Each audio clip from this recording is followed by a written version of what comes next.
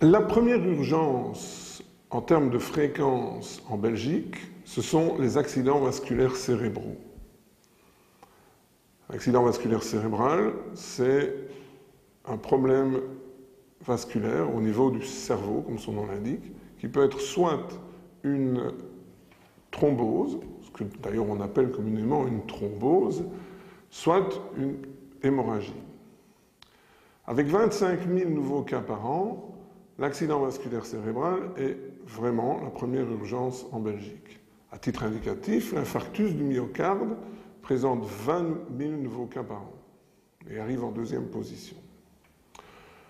Aujourd'hui, on dispose d'une technique qui permet, dans un grand nombre de cas d'accidents vasculaires cérébraux, de dissoudre le caillot et d'éviter ainsi que des séquelles souvent irréversibles ne s'installent au niveau du cerveau. Cette technique doit être appliquée dans les 3 heures qui suivent l'installation du caillot, l'installation du thrombus. Si l'on regarde les statistiques, on s'aperçoit que, malheureusement, à peine 3% des patients qui présentent un accident vasculaire cérébral peuvent bénéficier de cette technique qu'on appelle la thrombolyse. Alors, 3%, ce n'est malheureusement pas parce que ce sont majoritairement des accidents avec une hémorragie, ce n'est pas non plus parce que ce sont des accidents de thrombose sévères qui empêcheraient de faire la thrombolyse. Si l'on analyse un petit peu les statistiques, on s'aperçoit que dans l'immense majorité des cas, on arrive trop tard au service des urgences et le diagnostic, la confirmation de la thrombose arrive après les 3 heures fatidiques. Comment cela est-il possible dans un pays aussi moderne que le nôtre, et alors qu'on dispose d'une technique aussi efficace? En fait, le problème vient simplement de la méconnaissance. Très peu de proches ou très peu de patients eux-mêmes se rendent compte de la gravité de la situation et se rendent compte ou ignorent complètement la possibilité de faire cette thrombolyse. Pour améliorer ça, les Américains ont mis en place un acronyme, un moyen mnémotechnique qui est très efficace. Il s'agit du mot FAST. Le mot FAST, en anglais, ça veut dire vite.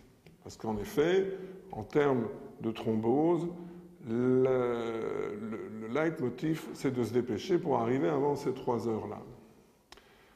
FAST, ça s'écrit F-A-S-T. Donc ça veut aussi dire face, A pour arm, le bras, S pour speech, la parole, et T pour le time, ces fameuses 3 heures que chacun doit garder à l'esprit. Concrètement, que faut-il chercher? En fait, les signes principaux qui doivent alerter tout le monde, qui doivent faire penser qu'on est peut-être en présence d'une thrombose, se situent à ces 3 niveaux, la face, le bras et la parole. Au niveau de la face, on va avoir une paralysie d'une partie de la face, ou la bouche qui tombe. En tout cas, l'incapacité de faire des mimiques normales, un peu comme ça, d'un côté ou de l'autre du reste. Au niveau du bras, on va avoir une perte de force. Si on demande à quelqu'un de mettre ses 2 bras en l'air, il y a un des 2 bras qui va tomber. Au niveau de la parole, c'est un petit peu plus variable, mais très simplement, c'est une différence avec la manière dont la personne s'exprime d'habitude. Quelqu'un va, dans certains cas, le patient va être totalement incapable de parler, ce qu'on appelle l'aphasie. Il veut s'exprimer, mais les mots n'arrivent pas. Dans d'autres cas, il va avoir des difficultés à prononcer. On va avoir des gens qui marmonnent comme ça, des gens qui marmonnent, qui sont incapables d'articuler les mots. Si chacun se met bien ce petit moyen mnémotechnique en mémoire, on peut éviter énormément de séquelles irréversibles chez de très nombreux patients qui sont encore jeunes et encore bien actifs. Agissons ensemble. Dès que vous repérez chez quelqu'un un problème au niveau de la face, une paralysie de la face, un problème au niveau d'un bras, paralysie au niveau d'un bras, un trouble de la parole, c'est un de ces trois signes ou les signes ensemble survenant brutalement. Pensez à cet acronyme FAST, retenez qu'il reste 3 heures pour agir, déclenchez immédiatement les secours en appelant le 112 et dans bien des cas, on arrivera à éviter de très désagréables et très lourdes séquelles chez votre proche.